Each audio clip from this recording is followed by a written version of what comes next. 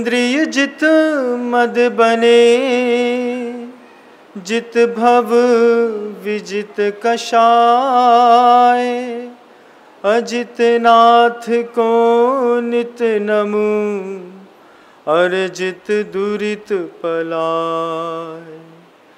को पल पल पल कोप ले, वन में ऋतुपति आए। पुलकित मम जीवन लता, मन में जिन पद पाए। अहिंसा परमो धर्म की। परम पूज्य आचार्य भगवंत गुरुदेव श्री विद्यासागर जी मुनि महाराज की, बन्ना जी के अस्यकारी श्री अजितनाथ भगवान की, समस्त मुनि संघ की।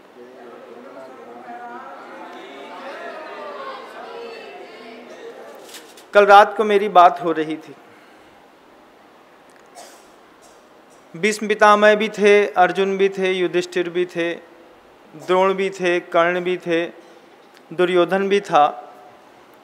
सभी लोग अपने अपने शिविरों में बैठे थे, अपनी अपनी कोई योजना बना रहे थे।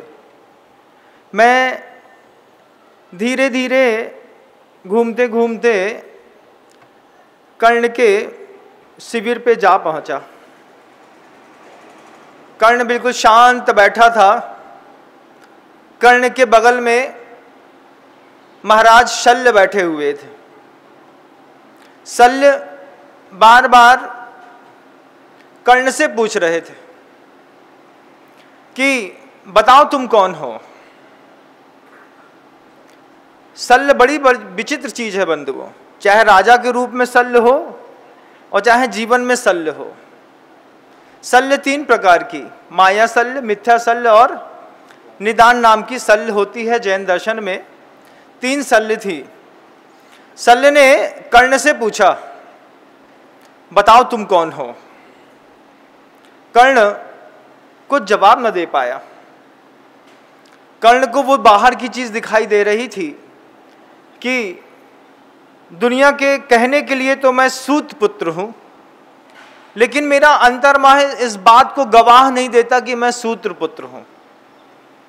कर्ण बार बार अंदर से, कर्ण के अंदर से भावनाएं उठती थी कि हूं तो मैं तेज पुंज, हूं तो मैं क्षत्रिय, हूं तो मैं ऐसा जबरदस्त योद्धा की पूरी धरती पर विप्लव मचा दूं, लेकिन मैं क्या करूं।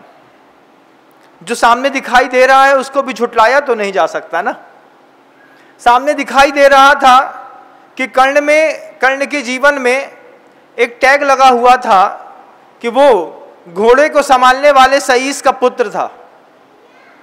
अब टैग लगा था सूत पुत्र का और थे सूर्य पुत्र कर्ण। सूर्य और कुंती के विवाह के साथ ऐसा लोग कहते हैं कि कर्ण की प्राप्ति हुई। और अपने दर्शनकार में आचार्य भगवंत कहते हैं कि शादी से पहले स्त्री से मुलाकात का परिणाम थे कर्ण। बहुत अच्छी बात है बंधुओं, शादी से पहले स्त्री की बात हो तो कोई बात नहीं है। बहुत गौर से सुनिएगा मेरी बात। शादी संबंध पक्का हो गया है, सगाई पक्की हो गई है। शादी से पहले कन्या की स्त्री की बात हो तो कोई बात नहीं है, लेकिन अगर स्त्री से बात हो गई तो फिर कर्ण पैदा होता है। कर्ण भी दो प्रकार का, ये कर्ण पैदा होता है।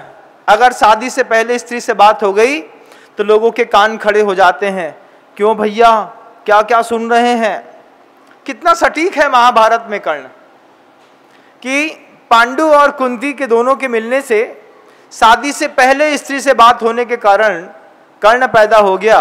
और जीवन में कर्ण का शल्य के साथ मैत्री हो गई। अपने जीवन में भी टटोल के देखिएगा कि आपके जीवन में शल्य की मैत्री है कि नहीं है, और आपके भी कान खड़े हैं कि नहीं है। शल्य पूछता है कर्ण से, मैं खड़ा था चुपचाप देख रहा था, क्योंकि मुझसे दुनिया के हर आदमी बात करता है। भीष्म पितामह हो, कर्ण हो, अर्जुन हो, दुर्योधन हो। कथानक में कभी भी किताबें खोल करके बैठ जाओ तो सिर्फ पंक्तियां नहीं रहती हैं, पात्र जीवित होकर के मेरे सामने संवाद करते हैं। मैं देखता रहता हूँ। रात्रि में मैं निद्रा मग्न था और मैं शिविर में जा पहुंचा कर्ण के। कर्ण बैठे थे। शल्य बार बार कर्ण से पूछ बताओ तुम कौन हो। कर्ण चुपचाप उदास सा मुंह लेकर के बैठा हुआ ऐसा शल्य की ओर देखे और शल्य से कहे, हूं तो मैं सूत पुत्र, लेकिन आत्मा गवाह नहीं देती। मन बोलता है कि भुजाओं में इतनी ताकत है कि पूरी धरती का पासा पलट सकता हूं मैं। शल्य ने चुपचाप दबाया, बोला ज्यादा अहंकार की भाषा मत बोल, शांत बैठ। है तो सूतपुत्र, जमाने भर की बात कर रहा है। बहुत विचित्र होता है बंधुओं, जब हम अंदर से कुछ और होते हैं और बाहर से कुछ और दिखाई देते हैं, जीवन बड़ा दूभर हो जाता है। धार्मिक क्रियाकलापों में भी यही स्थिति है। बहुत सारे लोग, दुनिया भर के बहुत सारे विद्वान, बहुत सारे मनीषी, बहुत सारे साधु संत एक शब्द बार बार हमारे सामने ला जाकर के खड़ा कर देते हैं, आत्मा का। तुम कौन हो? मैं एक आत्मा हूं। तुम कौन हो? मैं एक शुद्ध चैतन्य चमत्कारी आत्मा हूं। बार बार कुछ ऐसे लोग आकर के बार बार आत्मा आत्मा शब्द बोलते हैं, लेकिन आत्मा आत्मा शब्द बोलने से क्या आपको आत्मा दिख गई? पूछें आपसे। बहुत सारे लोगों ने आपसे कहा होगा, ग्रंथकार भी कहते हैं, कुंद भगवान भी कहते हैं, बहुत सारे साधु भी कहते हैं, जीवित साधु भी कहते हैं यहाँ पर कि देखो तुम ये सब मत पढ़ो, तुम तो एक शुद्ध चैतन्य चमत्कारी आत्मा हो, आत्मा हो, आत्मा हो। सुनते तो हैं कि हम आत्मा हैं, लेकिन मैं आपसे पूछना चाहता हूं, तुमको आभास किस बात का होता है कि तुम कौन हो? क्या तुमको आत्मा होने का आभास होता है? देखो, सही बोलो, जिंदगी में सही रास्ते निकलेंगे। झूठ बोलोगे, जिंदगी में रास्ते तो निकलेंगे, लेकिन मंजिल में कहीं पे लास्ट में लिखेगा ये रास्ता आगे जाकर के बंद है। तो अपन को एहसास होता है क्या कि हम आत्मा है? घर के अंदर वो महिला जो प्रवचन सुनते सुनते चौका चूल्हा कर रही है, 24 घंटे में एक बार कब उसको एहसास होता है कि मैं आत्मा हूं? जो पंडित जी वहां पर रात में 8 बजे पढ़ा रहे हैं, उनको कब एहसास होता है कि मैं आत्मा हूं? चक्रवर्ती जो दिग्विजय की यात्रा में निकला है, उसको कब एहसास होता है कि मैं आत्मा हूं? संसार में ऐसा कौन सा प्राणी है जिसको इस बात का एहसास होता है कि मैं आत्मा हूं? अगर तुमको आत्मा होने का एहसास होता, तुमको हमारे प्रवचन की जरूरत नहीं पड़ती, कोई जरूरत नहीं पड़ती। क्यों? क्योंकि तुमने एहसास कर लिया कि मैं चैतन्य चमत्कारी आत्मा हूं। अब तुम्हें दुनिया के किसी संबोधन की, किसी उपदेश की, किसी गुरु की, किसी मंदिर की, किसी चीज की आवश्यकता नहीं। लेकिन अगर आत्मा अंदर से बोलती है, मुझे तो एहसास नहीं होता कि मैं आत्मा हूं। कौन हो तुम? बार बार अपना नाम लेते होगे आप, मैं चंपूलाल, मैं कचौड़ी मल, मैं फलाने ठिकाना ढिमका, मैं रीता, मैं मीना, मैं सीमा, मैं मालती, मैं कालती, क्या क्या नाम लेते हैं अपने आप को आप सोचिएगा, एक बात अच्छे मन से सोच के बताओ ना, अंदर से इस बात का एहसास एक भी दिन हुआ कि हम आत्मा है? क्या आत्मा की जो सुख होते हैं, आत्मा में जो शांति होती है, आत्मा का जो निश्चल स्वभाव होता है, 24 घंटे तुम जीते हो शरीर के साथ में, कौन से वक्त तुमको सुख मिला है कि मेरी आत्मा को आज सुख मिल गया? सुबह सोकर की उठती है वो महिला, सबसे पहले दिखते हैं गंदे कपड़े, बाथरूम, सबसे पहले दिखता है बच्चे के लिए पोहा और टिफिन, सबसे पहले दिखता है पति को उठाना, उसकी डांट खाना, सबसे पहले उसको दिखाई देता है दूध वाले का बिल देना, सबसे पहले उसको दिखाई देता है घर की झाड़ू। इसके बीच में उसको आत्मा कब दिखाई देती है? बताओ ना मुझे, एक बार कोई बोलो ना मुझसे, हाँ महाराज श्री हमको आत्मा दिखाई देती है, मुझे सुख मिलेगा। कि कोई तो समय सार के सार को समझ पाया? वो पुरुष सो के उठते ही साथ जैसे बिल्कुल कल्पनाओं के घोड़े में खड़ा होकर के हड़बड़ा के उठता है, जैसे घर में आग लग गई हो, अरे लेट हो गए, अब हड़बड़ी में नहाना, हड़बड़ी में कपड़े पहनना, हड़बड़ी में दूध पीना, हड़बड़ी में गाड़ी पोंछना, शूज पॉलिश करना, गाड़ी में किक मारना, हड़बड़ी में निकल जाना, पूरा दिन सड़ती हुई धूप में अपने पूरे चेहरे को काला करते हुए हड़बड़ी में हाय पैसा, हाय पैसा, हाय पैसा। एक आदमी मर रहा है पैसे के लिए, एक स्त्री, एक कन्या, एक पुत्री घर के अंदर सुबह से लेकर शाम तक साफ सफाई खाना बनाने में लगी है। कहाँ एहसास हुआ कि तुम आत्मा हो? किसको होता है मुझे बताओ ना। छोटे से छोटे और बड़े से बड़े व्यक्ति, 70 साल जीवन का जिनका निकल गया है, उनको भी किसको एहसास हुआ कि मैं आत्मा हूं? शल्य ने वही तो पूछा। शल्य ने पूछा कर्ण से, बताओ तुम कौन हो? कर्ण कहता है, कहने को तो मैं सूत पुत्र हूं, लेकिन अंदर से मन तो नहीं बोलता। ऐसे ही आप लोग भी हैं, कहने के लिए तो आप आत्मा हैं, लेकिन अंदर से आपका मन भी तो नहीं बोलता कि हम आत्मा हैं। क्या बोलता है? अरे भैया हमारे जैसो गरीब को नहीं है। तो मैं तो बोलते, हम बोलते हैं क्या? आप भी तो बोलते हैं अपने लिए, महाराज हमारे जैसा दुखी कोई नहीं है, महाराज हमारे जैसा विचित्र कोई नहीं है। कभी किसी ने आकर के हमारे सामने ऐसा बोला नहीं कि महाराज हमारी जैसी आत्मा कोई नहीं। आप अपना संबोधन अपने मुख से खुद निकालते हैं। खुद आप जब भगवान के दरबार में मंदिर पे आते हैं, तब आप कभी नहीं बोलते कि एक आत्मा किसी भव्य आत्मा के सामने पूजा करने के लिए आई। महाराज मैं दुखिया संसारी दीन, और तुम कैसे परम निर्विकारी, ऐसे शब्दों से संबोधन करते। आप बार बार कहते भावों की निर्मल सरिता में अवगाहन करने आया हूं। तो जब तुमको घर में गर्म होगी तुम्हारी निर्मल सरिता, अंदर की उबलती सरिता होगी, तब तो तुमको मंदिर के अंदर भावों की निर्मल सरिता दिखाई देती है। तभी तो जाकर के तुम अपने आप को, जैसे गर्म लोहा ठंडे पानी में जाकर के ठंडा हो जाता है, अगर ऐसी स्थिति तुम्हारी ना होती तो तुम मंदिर ही क्यों आते? शल्य ने जैसे ही पूछा कर्ण से, कर्ण बार बार सोचता रहा, शल्य तुम्हें मैं जवाब क्या दूं? अब वर्तमान में जो दिख रहा है उसको झुटला नहीं सकता, और अंतरंग में जो परिणाम पैदा हो रहे हैं उससे मैं दूर जा नहीं सकता। आपके जीवन में भी ऐसा ही है ना, कि वर्तमान में जो दिख रहा है आप उसको झुटला नहीं सकते, और अंतरंग से वर्तमान में क्या दिख रहा है? हम बहुत बड़े ज्ञानी हैं, साफ सुथरे कपड़े पहनते हैं, टोपी लगाते हैं, अच्छे प्रवचन करते हैं, आत्मा के ऊपर इतना अच्छा व्याख्यान करते हैं कि लोग चैतन्य चमत्कारी आत्मा के स्वभाव 47 शक्तियों को सुनकर के मुग्ध हो जाते हैं। आप बोलते कुछ भी हैं, आप अनुभव क्या करते हैं, इससे आपके जीवन की धारा चलती है। ग्रंथों में क्या लिखा है इसको आपके जीवन से कोई फर्क नहीं पड़ता। न ग्रंथों की एक भी बात आपके जीवन में काम आने वाली है।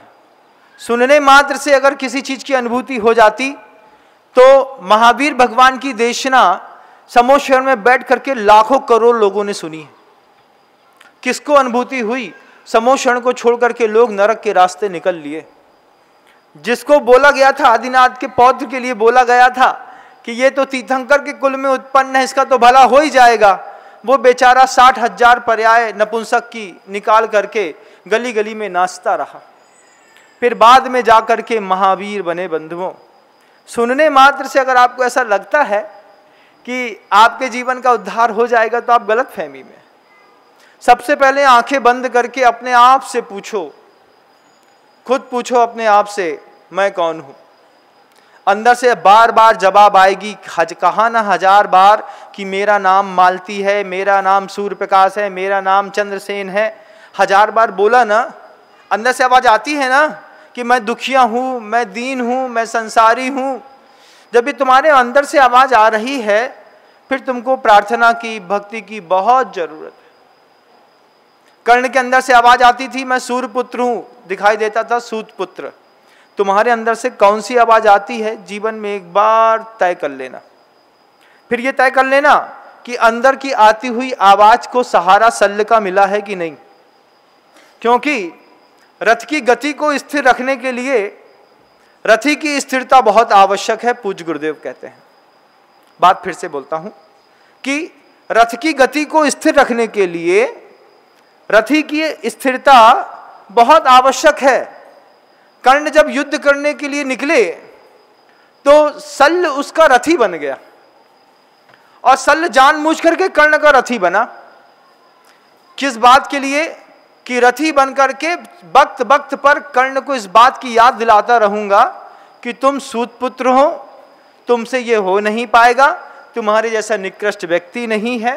बार बार शल्य जो है रथ में चढ़े हुए उस कर्ण को, रथी जो था, वो बार बार डिमोटिवेट करता रहा। 1000 बार डिमोटिवेट करने पर कितनी बार कर्ण का मोरल डाउन हो गया, कितनी बार कर्ण को लगा कि रथ को छोड़ करके समाधि ले लेनी चाहिए, लेकिन अंदर के जोश और जुनून ने बराबर उसके हाथ में शस्त्र पकड़ा के रखा। अगर मैं गलत हूं तो महाभारत आप खुद पढ़िएगा बंधु। आपके जीवन में आप जो जीवन जी रहे हैं उस जीवन में भी शल्य क्या आपको बार बार डिमोटिवेट नहीं करती? क्या माया मिथ्या निदान का आवेग जब आपके जीवन में आता है तब आपकी स्थिति डामाडोल नहीं होती? होती है महाराज। मैंने कर्ण और शल्य का संवाद सुना और ये संवाद को सुनते के साथ ही मैं उस शिविर से ही बाहर निकल गया। वहां से लौट करके भीष्म पितामह के शिविर में जाकर के बैठा। मुझे कोई देख नहीं रहा था और मैं सबकी सुन रहा था, क्योंकि मैं तो सपने में था। अब मुझे कौन देखेगा? लेकिन जिसने महाभारत हरिवंश पुराण पढ़ी है उससे हर एक पात्र बात करता है। भीष्म पितामह अपनी लंबी दाढ़ी लेकर के सिर झुका करके ऐसे बैठे थे। अच्छा बलिष्ठ शरीर, होगा करीब 300-400 कुंटल का। 300-400 कुंटल, अन्य 3-4 कुंटल बोल देते हैं। अच्छा, 3-4 कुंटल का शरीर होगा। भीष्म पितामह 8 फुट से ऊपर की ऊंचाई वाले, छाती में ऐसा अच्छा तेज, बाल बिल्कुल सफ़ेद और ऐसे नीचे मुकुट लगा करके बैठे सो रहे थे। मैंने जाकर के भीष्म पितामह के पास में जाकर के बोला, क्यों भीष्म पितामह, आप तो पूरे के पूरे साम्राज्य के मालिक बन के बैठे हैं, आप पूरे के पूरे साम्राज्य को चलाने वाले हैं, आप सिर झुका करके क्यों बैठे हैं? भीष्म पितामह बड़ी अच्छी बात कहते हैं। भीष्म पितामह कहते हैं कि आवेग ने लिए गए निर्णय ने मेरी जिंदगी में बहुत कलंक लगा दिया। भीष्म पितामह के शब्द हैं बंधुओं कि भावावेश में कभी कोई निर्णय मत लेना। मैंने भावावेश में इस बात का निर्णय ले लिया कि हस्तिनापुर के सिंहासन पर जो भी बैठेगा मैं उसका सपोर्ट करूंगा। खुद सिंहासन पे नहीं बैठूंगा, लेकिन सिंहासन में जो भी बैठेगा मैं उसका सपोर्ट करूंगा। भावावेश में लिया गया निर्णय आज मेरा सिर झुका करके मुझे नीचे झुकाने के लिए तत्पर हो गया।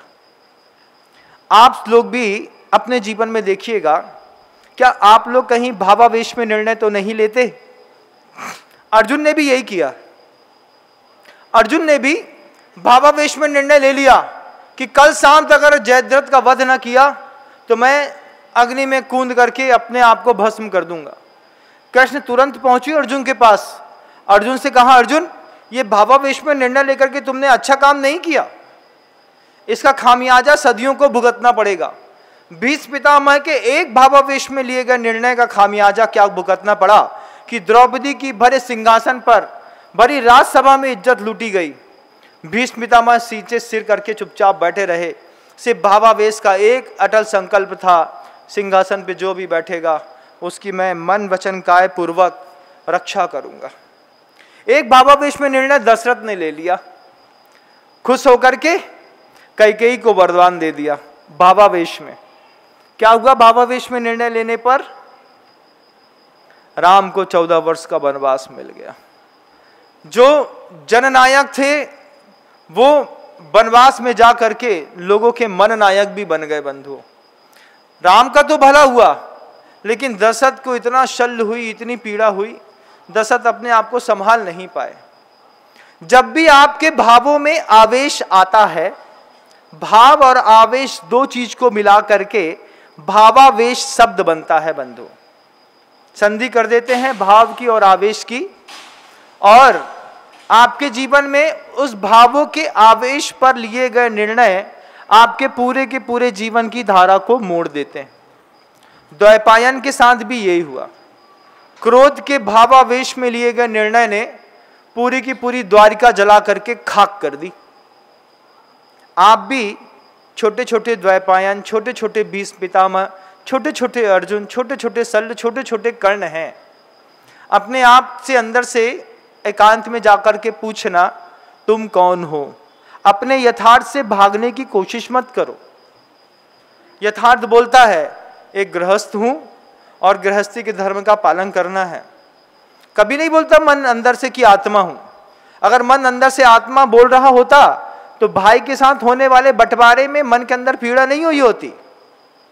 अगर मन के अंदर आत्मा शब्द गूंज रही होती तो जब तुम्हारे घर के अंदर कुछ चोरी गई होती तो तुम रिपोर्ट लिखाने के लिए नहीं गए होते, नहीं आकर के महाराज से कहा होता महाराज घर के अंदर बहुत विवाद की स्थिति है, मैं क्या करूं, मेरा दिमाग ही काम नहीं कर रहा, मेरे पूरे 25 करोड़ रुपए जो हैं भाई के हाथ में फंस गए हैं, वो देता है कि नहीं देता। अरे जिसको आत्मा दिखाई दे जाती है, जिसको एक बार इस बात का एहसास हो जाता है कि मैं आत्मा हूं, वो तो ऐसा गाना गाता है, होता जगत स्वयं परिणाम, मैं जग का करता क्या काम। मुनि महाराज करते हैं महाराज इस बात को, समाइक में बैठते हैं और फिर वहां पर मैं आत्मा हूं शब्द का चिंतन करते हैं और फिर बोलते हैं होता जगत स्वयं परिणाम, मैं जग का करता क्या काम। अहमिखो खलु शुद्धो दंसा नान मयो सदा रूबी नव्यथ मज्ज किंचबी अन्नम परमाणु मित्तम्पी। ये साधु परमेष्टि जब ध्यान में बैठ जाते हैं, जब कोई गृहस्थ कोई व्रती एकांत में शमशान में जाकर के अष्टमी चतुर्दशी को अपनी आत्मा को जानने के लिए कोई प्रद्युम्न के जैसा, कोई यशोधर के जैसा, कोई जीवनधर के जैसा समाइक में बैठ जाता है, तब चिंतन करता है कि मैं आत्मा हूं। तुम तो ऐसे आदमी हो कि जैसे 4-5 बिच्छुओं ने एक साथ डंक मार दिया। सोते सोते भी जब दिमाग चलता हो, आत्मा तुमको क्या खाक दिखाई देगी। बात करते हो आत्मा है, आत्मा का उपयोग है, आत्मा की ऐसी शक्ति है। हम पूछ रहे हैं अनुभव में क्या आ रहा है, अनुभव में आत्मा नजर में आ रही है कि सुद्धू चौधरी नजर आ रहा है, क्या नजर आ रहा है। महाराज समाइक में भी बैठते हैं, बस एक ही भाव रहता है कि अगर बड़े भाई ने हमारी 22 करोड़ की प्रॉपर्टी नहीं दी तो मैं अपने बच्चे की शादी कैसे करूंगा। ये एग्जैक्टली यही बात तो मैं कह रहा हूं, मैं यही बात को कह रहा हूं कि जब समाइक में पूजा करते वक्त, महाराज को आहार दान देते वक्त, मंदिर जाते वक्त, तीर्थ यात्रा करते वक्त बार बार ये बात याद आ रही है कि मेरे दुख का क्षय कैसे होगा। कौन से दुख का? संसार 2 प्रकार के लोगों से भरा पड़ा है। आचार्य उमा स्वामी महाराज ने कहा है संसारिणो मुक्ताश्च, संसार में रहने वाले बहुत सारे जीव संसारी भी हैं, बहुत सारे संसार में रह करके मुक्त भी हैं। तुम कौन हो? तुम अपने आप को मुक्त समझते हो क्या? तुमको ऐसा लगता है क्या कि मैं घर के अंदर रहकर भी घर की झंझटों से मुक्त हूं, बिल्कुल भरत चक्रवर्ती के जैसे, महाराज भरत के जैसे कि अंतर मुहूर्त में अगर मैंने व्रत ले लिया और सीधे केवल ज्ञान हो जाएगा। इतनी मुक्ति के लिए आत्मा बोलती है क्या? नहीं बोलती। क्या बोलती है आत्मा? सुबह 8:30 बजे अगर दुकान नहीं खोली तो लड़के की फीस भरने को पैसा नहीं है। महाराज बात तो यही है। अगर दुकान ये बोलती है कि अगर मेरे लड़के का स्वास्थ्य नहीं ठीक हुआ तो हमारे जीने का कोई उद्देश्य नहीं है, राग बोल रहा है ना, राग बोल रहा है, तब क्या करते हैं हम? अपने शरीर का एक एक अंग काट काट करके बच्चे में फिट करते चले जाते हैं। किस बात के लिए? आत्मा गई तेल लेने किनारे, क्या? हाँ, क्या किस बात के पीछे लगे हैं हम? भैया अगर हमारे बच्चे का स्वास्थ्य ठीक नहीं हुआ तो मैं जी नहीं पाऊंगा। महाराज क्यों? क्योंकि 50 साल का होने का आया और एक ही लड़का था। जीवन जीने का उद्देश्य तुम्हारी आत्मा नहीं है, तुम्हारा लड़का है। जीवन जीने का उद्देश्य तुम्हारी वो कन्या है जो 30 साल की होकर के घर के अंदर बैठी है। तुम दरवाजे में चौखट मारते फिर रहे हो सबके दरवाजे में कि कोई तो हमारी कन्या से विवाह कर ले। हम जहां फंसे हुए हैं उस वर्तमान स्थिति को समझने की कोशिश करें। महाराज वर्तमान स्थिति में हम जहां पर फंसे हैं वहां से न कहीं से कहीं तक ना मुझे आत्मा नजर आती है, ना भगवान नजर आते हैं। सिर्फ अपना दुख और दर्द नजर आता है, अपनी गृहस्थयोचित पीड़ाएं नजर आती हैं। आती है ना? आती है कि नहीं? बोलो ना। हाँ आती है ना महाराज। लड़के का मोटो है किस बात का? आत्मा का। पढ़े लिखे लड़के का आत्मा का मोटो है। महाराज मेरा सीए क्लियर नहीं होता, मेरा एमबीए, मेरा सीएफए, मेरा नीट, मेरा क्लैट, मेरा मैट, मेरे JEE, इन सब चीज़ों में बच्चे फंसे हैं। कौन से बच्चे को, कौन से बूढ़े को, कौन से माता पिता को ये अंदर से एक बार भी अनुभूति होती है? बताओ ना मुझे, किसको अनुभूति होती कि मैं आत्मा हूँ? और फिर रटी रटाई 2, 4, 5, 10 बातें दिमाग में घुमाते रहते हैं। रटी रटाई बातों में जीवन जीने के लिए काम में लगे रहते हैं। ऐसा नहीं होता, ऐसा होता है, ऐसा नहीं होता, ऐसा होता है। तुम्हारे अंदर मन में पनपने वाले एक भी दर्द को कोई भी ग्रंथ ठीक नहीं कर सकता, ध्यान रखना। कोई भी संत ठीक नहीं कर सकता, कोई भी प्रतिमा ठीक नहीं कर सकती, कोई ठीक नहीं कर सकता। उसको तुम तो ठीक कर सकते हो अगर चाहो तो। उस ठीक करने का सबसे पहला रूल है, गुरुदेव कहते हैं, भावावेश में आकर के कभी कोई निर्णय मत लेना।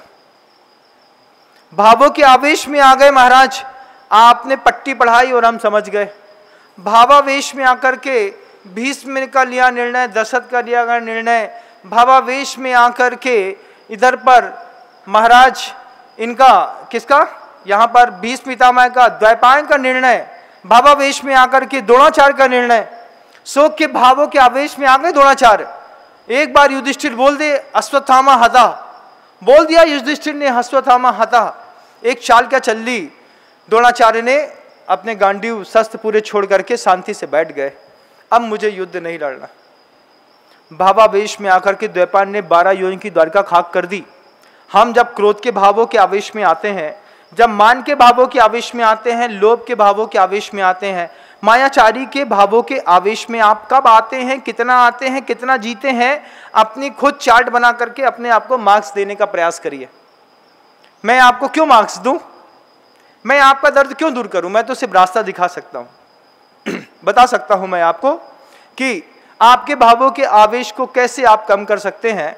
कि कुछ प्रयत्न प्रयास करिए, प्रार्थना करने का, स्तुति करने का, स्तोत्र पाठ पढ़ने का, कुछ भक्ति करने का, कुछ गुणानुवाद करने का, कुछ तप करने का, कुछ संयम करने का। जीवन में हर गृहस्थ के जीवन की सुगंध है कुछ। आपके जीवन में वो सुगंध है कि नहीं? कागज का फूल तो नहीं है जीवन कि महाराज दिखने में हम बहुत खूबसूरत हैं, लेकिन न कोई व्यक्ति मुझे उठाता है, न कोई भौरा आकर के मेरे ऊपर आके गुनगुनाता है। तुम्हारे घर के अंदर कोई मेहमान नहीं आता, कोई संत नहीं आता, समझना अपना जीवन बिल्कुल कागज के फूल के जैसा है। साधु को लगते नहीं कि मेरे पास आकर के थोड़ा गुनगुनाए। कोई साधु तुम्हारा किसी उदाहरण में नाम भी नहीं लेना चाहता, तुम्हें जानता भी नहीं है, पहचानता भी नहीं है, तुम्हारे जीवन की कोई सुगंध बची ही नहीं।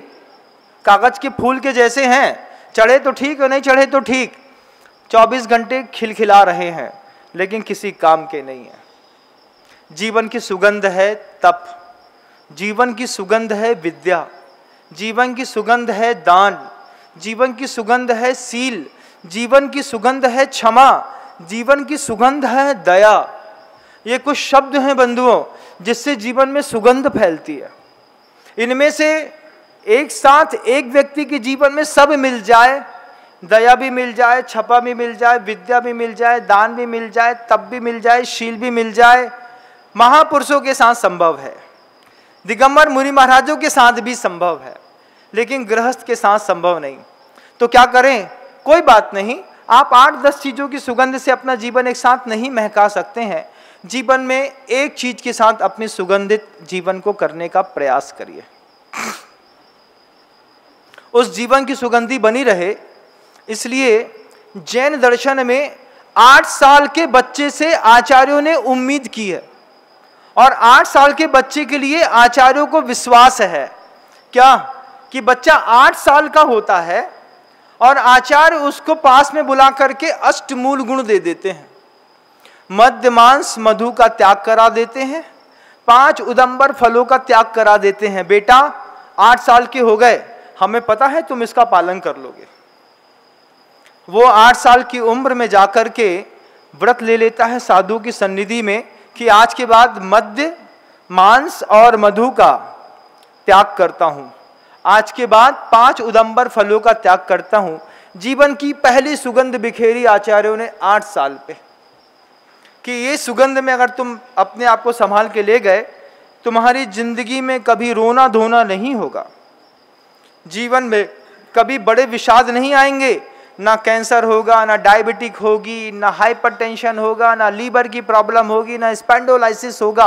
कितनी सारी चीजों से गुरुदेव को तुम्हारे जीवन को सुरक्षित रखना था। मूल गुण का सहारा देकर के मद्य मांस मधु का त्याग कर दो और 5 उदंबर फलों का, बड़ पीपल का, पाकर, कठुमर और अंजीर, इन 5 का त्याग कर दो। और शांति से अपने घर के अंदर जीवन जीने की कोशिश करो, हजारों दुखों से बच जाओगे। 8 साल के छोटे से बच्चे को आचार्यों ने समझा दिया। उस समय हम छोटे थे, समझ भी गए, हाँ महाराज जी, हाँ महाराज जी कह करके राजा बेटा जैसे बात मान भी ली, लेकिन अंदर से तो तुम थे वही गधा। अब गधे को जैसे माँ बार बार बोलती है राजा बेटा राजा बेटा राजा बेटा, अब गधे को राजा बेटा करने से बेटा राजा बेटा तो नहीं बन जाता। 8 साल की उम्र में हमने मान लिया महाराज जी हम मद्य मांस मधु का त्याग करते हैं, 5 उदंबर फलों को नहीं खाएंगे, हम कसम खाते हैं। 2, 4, 5 साल तक कसम चली।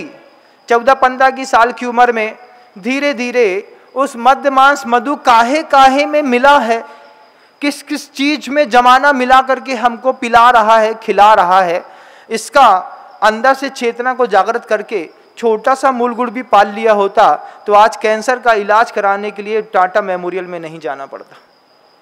लेकिन अभक्ष खाने के आदी पड़ गए, गंदा खाने के आदी पड़ गए, मांस खाने के आदी पड़ गए। साफ साफ पैकेट में लिखा हुआ है, इन नंबरों में मांस का कंटेंट मिला हुआ है, उसके बाद भी जीभ के चटोरेपन बन गए। अब दुनिया भर के लोग आकर के बंधा जी के अजितनाथ भगवान के दरबार में पूर्णिमा के दिन पूर्णमासी कलश को रखते हैं। पूर्णमासी कलश रखते हैं इस बात के लिए कि हमारे जीवन में जो असंयोजना मची है उस असंयोजना को बंधा जी के अजितनाथ भगवान ठीक कर देंगे। और हजारों लोगों की मान्यताएं हैं ऐसी, दुनिया भर से लोग पूर्णमासी के दिन आते हैं और पूर्णमासी का एक कलश स्थापित करके चले जाते हैं अपने घरों की ग्रहों की शांति के लिए। लेकिन सिर्फ कलश स्थापित करने मात्र से आपके जीवन में शांति आ गई होती तो ऑनलाइन में पूरी दुनिया के लोगों को एक दाता मिलवा करके एक कलश भिजवा देता। लेकिन कलश स्थापन करता भी बार बार इस बात की अपेक्षा रखता है कि कलश तो तुम यहां पर पूर्णमासी का आकर के स्थापित करो, जरूरी है तुम्हारे जीवन में सुधार करने के लिए। लेकिन स्थापन करता बार बार जब तुमसे कहता है कि तुमको अजितनाथ भगवान की माला फेरनी पड़ेगी, तुमको रात्रि भोजन का त्याग करना पड़ेगा, कहीं पर किसी को संयम के लिए कोई और संदेश दिए जाते हैं, उन सारे संदेशों को दरकिनार करते हुए हमारी सोती हुई चेतना बस इस बात के लिए बार बार संदेश देती है कि मुनि महाराज जी ने कहा था मैं बंधा जी में जाकर के अजितनाथ भगवान के चरणों में एक कलश की स्थापना कराया हूं, अब मेरे गधे बेटे का क्लैट क्लियर हो जाएगा। और नहीं हुआ तो अरे देखो ना महाराज जी आपके कहने पर हमने अपने बच्चे के नाम से कलश रखा था, लेकिन हमारा बच्चा इस बार 5 नंबर और कम निकाल करके लाया महाराज जी, हमारे कलश रखने में कोई गलती हो गई। हम कहते कलश रखने में नहीं, आचार्यों के कलश रखने में गलती हो गई। जब 8 वर्ष अंतर मुहूर्त में आचार्यों ने कहा था मद्य मांस मधु का त्याग करके 5 उदंबर फलों का त्याग कर दो, तुम्हारा बच्चा अगर साफ सुथरा मान रहा होता तो उसका डाइट प्लान कंट्रोल में रहता, वॉइस कंट्रोल में रहती, दिमाग कंट्रोल में रहता, लाइफस्टाइल कंट्रोल में रहती, सब कुछ कंट्रोल में रहता। लेकिन अभी सब अनकंफर्टेबल एंड अनकंट्रोल चल रही है लाइफ। रात के 12 बजे आता है महाराज जी, खाना देना पड़ता है। अब आप क्या बताएं महाराज जी, हम तो धार्मिक है लेकिन बच्चे नहीं मानते। ऐसे कैसे बच्चे हो गए? किसके बच्चे? तुम्हारे कि पड़ोसी के? है हमारा बच्चा हमारी बात नहीं मानता, इतना भी हुनर नहीं है हमको। लोग तो कुत्ते को प्रशिक्षित कर देते हैं, सुअर को पाल लेते हैं, लोग जो होते हैं हाथी घोड़ा क्या क्या पाल लेते हैं लोग। तुम अपना ही पैदा किया हुआ बच्चा नहीं पाल पा रहे हैं? कितनी हंसी की बात है। रास्ते में जाकर के देखना, लोग घोड़ा पाल लेते हैं, कुत्ता पाल लेते हैं, खूंखार कुत्ते पाल लिए जाते हैं। तुम्हारा पुत्र जो है वो क्या है, किसका पुत्र है? एक बार अंतर्मांग से पूछो एक बार, भगवान हमारा है क्या? अगर हमारा है तो हमारी बात क्यों नहीं सुनता? कि हम में ताकत नहीं है कि हमारे बच्चे में कुछ खोट है? एक बार आंख बंद करके पूछो तो अपने आप से, पता चलेगा। फिर अंदर की चेतना जागृत होगी कि मुनि महाराज कितना बड़ा झटका मार रहे हैं कि हम अपना बच्चा कंट्रोल नहीं कर पा रहे, लोग कुत्ता कंट्रोल कर लेते हैं। महाराज बोलते कुत्ते से गाय बीता है क्या तुम्हारा बच्चा? कुत्ते से गाय बीता है, खूंखार कुत्ता कंट्रोल में जाता है, हमारा बच्चा हमारे कंट्रोल में नहीं आ रहा। शुरुआत से सिखाया होता छोटी उम्र से, 4 वर्ष की उम्र से बच्चे को साथ में ले गए होते, थोले का धोती दुपट्टा बना करके महाराज जी के पास ले जाना, मंदिर ले जाना, ये करना, सारे बच्चे under control and line up रहते हैं। लेकिन शुरुआत में हमने ये सोच लिया अरे महाराज छोटा बच्चा है, बड़ा होकर सीख जाएगा। अब बड़ा बच्चा होकर के तो बड़े हुनर सीख गया, पत्ते खेलना सीख गया, ड्रिंक करना सीख लिया, घूमना सीख लिया, बाइक पे चलना सीख गया, अब बच्चा मंदिर जाना खाक सीखेगा? अब तुम्हारे बच्चे को रिश्वत तो पास करा सकती है, लेकिन कलश की स्थापना पास नहीं करा सकती। हाँ महाराज, वो भी करके देखा था ना, जब बच्चा का उसका एग्जाम नहीं निकल रहा था, पूरे 40 लाख डोनेशन दिए महाराज, उसके बाद 3 नंबर बढ़े, तब जाकर के MBBS में सिलेक्शन हुआ और पास हो पाया। बहुत बढ़िया। अब यही MBBS के डॉक्टर किसी को लगाएंगे और बेचारा फोटो में टिक जाएगा, बोले कुछ नहीं हुआ महाराज जी, शाम को पिताजी ठीक थे, डॉक्टर ने आके इंजेक्शन लगाया, इंजेक्शन लगाने के बाद पता नहीं रात को पिताजी के दर्द हुआ और पिताजी शांत हो गए। जितने भी सफल और समझदार लोग हैं, एक भी सुई नहीं टुचवाता भारत के अंदर, चुपचाप बाहर निकल लेते हैं, क्योंकि इंडियन पॉलिसी को जानते हैं। कोई OBC वाला है, 33% का पास आउट डॉक्टर है, कोई ST/SC वाला है, 45% में डॉक्टर MD मेडिसिन बन करके बैठ गया है। जो 95% लेकर के आया था, जनरल का था, उसको टैलेंट को टिकट नहीं दिया, क्योंकि राजनीति करनी है देश के लोगों को, राजनीति करनी है तो आरक्षण देना पड़ेगा, आरक्षण देना पड़ेगा तो 33% वाले को डॉक्टर और MD बना देंगे और 97% वाले व्यक्ति को कंपाउंडर बना देंगे। अब बेचारा जब ऐसा कोई 33% का पास आउट डॉक्टर तुम्हारे मोहल्ले में MD मेडिसिन लिखता है, उसके पहले उसकी कास्ट जरूर पढ़ लेना। कास्ट पढ़ने पर क्या होता है, कास्ट पढ़ने से डॉक्टर की प्रामाणिकता सिद्ध होती है कि भैया ये तो OBC ST/SC वाला होगा, इसने पत्ता 33% में पास किया है, कछु आता जाता है नहीं है। अगर इनको पास ना कराए थे तो सरकार फेल हो जाती, क्योंकि उनको भी तो हजारों करोड़ रुपए जनता से कमाने हैं। तो भी क्या करें, डॉक्टर भी कौन से डॉक्टर के पास जाना, जनरल फिजिशियन के पास जाना है, जो अच्छी जनरल कास्ट का हो। उसके पास जाने से क्या होगा, इस बात की उम्मीद है कि अगर सर्टिफिकेट में MBBS दिखा है तो 97% की मेहनत करके वो MBBS बना है, ना कि 37% पे। तभी तो जितने पढ़े लिखे, आप हाई सोसाइटी में देखिएगा, हाई सोसाइटी वालों को, यहां पर सरकार भले 33% में पास कर देती है ST/SC OBC वालों को, लेकिन बड़ी बड़ी नानावटी में आप जाकर के देखिएगा, आप कोई अंबानी हॉस्पिटल में जाकर के देखिएगा, जितने डॉक्टर होते हैं वेल क्वालिफाइड होते हैं, और इन लोगों को किनारे कर दिया जाता है, उनका वहां पे वो एक भी नाम निशान नहीं दिखाई देगा। क्यों? क्योंकि वो भी जानते हैं 33% का पास आउट है, किसी मरीज को मार डाला तो हमारी पूरी रेपुटेशन खराब हो जाएगी। रेपुटेशन बचानी है तो क्या करें भैया, अच्छे से मेहनत करें। अब आप अपने घर के अंदर अपने बच्चों के साथ सिर्फ शुरुआत के 15 साल में अच्छे से मेहनत करें। आपका लड़का जो पैदा होते साथ OBC है, 15 साल बाद जनरल में आ जाएगा, फिर जैन कहलाएगा। अभी तो बच्चा अनादिकालीन प्रवाह के संस्कार को लेकर के आया है, पता नहीं उसको क्या आता है, जहां पे जाता है वहीं का हो जाता है, कभी इधर का कभी इधर का। पौधे को, अपने घर में लगाए गए गुलाब को, गमले को खुद सेल्फ इंटीग्रेशन सिखाइए कि गमले के लगे पौधे में और जमीन के लगे पौधे में जमीन आसमान का अंतर होता है। गमला का पौधा न ज़्यादा बड़ा हो सकता है न पनप सकता है, लेकिन जमीन में लगे पौधे जितना ऊपर विस्तार करते हैं बंधु, उतनी जड़ों में अंदर भी विस्तार करते हैं। आपने अपने बच्चे को गमले का पौधा बनाया है कि जमीन का? एक बार देखिएगा, खुद चेक करिए ना, खुद अपने आप से पूछिए आप कौन हैं, खुद अपने आप से पूछिए आप क्या हैं, खुद अपने आप से पूछिए आपको क्या चाहिए है। 3 चीजें अपने आप से खुद पूछिए। आप कौन हैं? अनुभूति क्या बोलती है? आत्मा की अनुभूति बोलती है, पिता की अनुभूति बोलती है, बनिए की अनुभूति बोलती है, चोर की अनुभूति बोलती है, डॉक्टर की अनुभूति बोलती है। अनुभूति क्या बोलती है? तुम कौन हो, तुम क्या हो, तुम क्या चाहते हो। 3 चीजें आंख बंद करके खुद से पूछो, और लगे बार बार कि हम गृहस्थ हैं, संसार में फंसे हैं, दुख है, दुखिया में हैं, दुखियारी दुख दर्द में जी रहे हैं और दुख दूर नहीं हो रहा है पुरुषार्थ करने के बाद भी, तो फिर क्या करें? फिर परमात्मा की ऐसी आराधना करें। वह सामूहिक प्रार्थना का महोत्सव पूर्णिमा के दिन हुआ करता है बंधा जी अस्थय क्षेत्र में। ये बंधा जी का अस्थय क्षेत्र बंधुओं टीकमगढ़ जिला, मध्य प्रदेश में टीकमगढ़ जिला है। उस टीकमगढ़ जिला से 45 किलोमीटर अंदर एक छोटा सा गांव है, जहां पर दुनिया भर के लोग पूर्णमासी का कलश रख के अपने भावों के प्रस्तुतिकरण के लिए यहां पर आते हैं।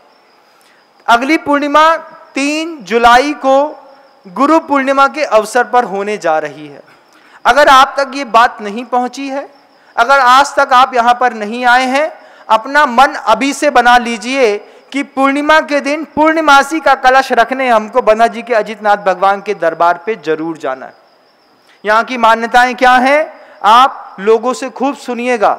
मैं तो सिर्फ थोड़ी सी संकेत देकर के बता देता हूं कि हो सकता है अगर गुरुदेव का आशीर्वाद बना रहा तो, अभी तक तो मैं डाउट में चल रहा था, अभी भी डाउट में ही हूं, अगले 10 दिनों तक अगर गुरुदेव के संकेत ना आए तो अगली गुरु पूर्णिमा में पूर्णमासी कलश की स्थापना फिर मेरे सानिध्य में यहां पर देश की जनता करने जाएगी। और सिर्फ अगली पूर्णिमा नहीं, फिर दिसंबर तक यहां पर आपको मुनि संघ का सानिध्य मिलेगा। लेकिन अगर आप चाहते हैं कि दिसंबर तक मुनि संघ का सानिध्य यहां पर मिले तो भगवान से प्रार्थना करियो, क्योंकि हमारे भगवान कुछ अद्भुत हैं। हमारे भगवान कौन है? क्या वो अजितनाथ भगवान महाराज जी आपके नहीं है? वो तो सबके भगवान हैं। अपने भगवान का नाम तो गुरुदेव विद्यासागर जी मुनि महाराज हैं। और अभी हमारे भगवान ने अगर बोल दिया कि विनम सागर बहुत दिन हो गए हैं, अब वहां से आगे बढ़िए, तो फिर ना चाहते हुए भी आपको किसी अन्य महापुरुष या व्रती की सहायता से यहां पर अपने कलश की स्थापना करनी होगी। अपना मन बना के रखिएगा। आपका मन क्या बोलता है आप देखिए, क्योंकि आपका मन बहुत कुछ बोलता है, लेकिन आचार्य बोलते हैं अपने जीवन में जब तक तुम अजितनाथ भगवान के दर्शन ना कर लो, जब तक तुम अजितनाथ भगवान के चरणों में आकर के जैन हो या अजैन हो अपने पूर्णमासी कलश की स्थापना ना कर लो, तब तक अपने आप को भावावेश से बचा करके रखना। जब तक लगे कि घर की नैया डामाडोल हो रही है, उथल पुथल हो रही है, सब इधर उधर अस्त व्यस्त हो रहा है, तो हास्य का, क्रोध का, मान का, माया का, लोभ का, किसी भी प्रकार के भाव तो रोज पैदा होते हैं, पल पल में पैदा होते हैं, लेकिन उसको आवेश की बूस्ट एनर्जी दे करके उस भावावेश में कोई काम करने का प्रयास मत करियो जब तक अजितनाथ भगवान के दरबार में नहीं आ जाओ। और जब तक अजितनाथ भगवान का प्रसाद अपने घर में नहीं ले जाओ, तब तक तुम अपने आप को भावावेश से बचाने का प्रयास करना। इस बात की अपेक्षा मैं पूरी दुनिया के तमाम लोगों से करता हूं, क्योंकि भावावेश में आकर के लोग सुसाइड कर लेते हैं, भावावेश में आकर के लोग अपना ट्रैक चेंज कर लेते हैं, भावावेश में लोग घर छोड़ करके चले जाते हैं, भावावेश में आदमी उम्मीद हार जाता है। अपने आप को संभालने का प्रयास करेंगे। आपका समय होने को आया बंधुओं। आचार्यों ने कितनी सुरक्षा दी थी कि 8 वर्ष की उम्र में हमको 8 मूल गुण दिए थे। अगर आपको याद हो भी 8 मूल गुण, मद्य मांस मधु के साथ 5 उदंबर फलों का त्याग, और आपके परिवार के लोग इस संस्कृति को भूल गए हो या भूल रहे हो, तो उनकी चेतना को जागृत करिएगा, भावावेश से अपने आप को बचाइएगा और अंतर मन में शांत होकर के पूछेगा कि महाराज कहते हैं तुम कौन हो, अंदर से क्या आवाज आती है, सूर्य पुत्र की आवाज आती है कि सूत पुत्र की आवाज आती है, लगे अंदर से कि दुखिया दुखियारे की आवाज आती है। अगली पूर्णिमा को अपन सब मिल करके यहाँ पे एक बेहतरीन महोत्सव करेंगे, जिसमें अजितनाथ भगवान का आशीर्वाद पूरी दुनिया को प्राप्त होगा। मैं, अगर मेरा और आप सबका पुण्य रहा तो मैं भी यहाँ उपस्थित रहूँगा। हम सब मिलकर के एक पुनः धर्मदान की भूमिका बनाएं, यहाँ पर आकर के धर्मदान कर पाएं। इन्हीं भावनाओं के साथ शब्दों को विराम देता हूँ। गुरुदेव श्री विद्यासागर जी मुनि महाराज की।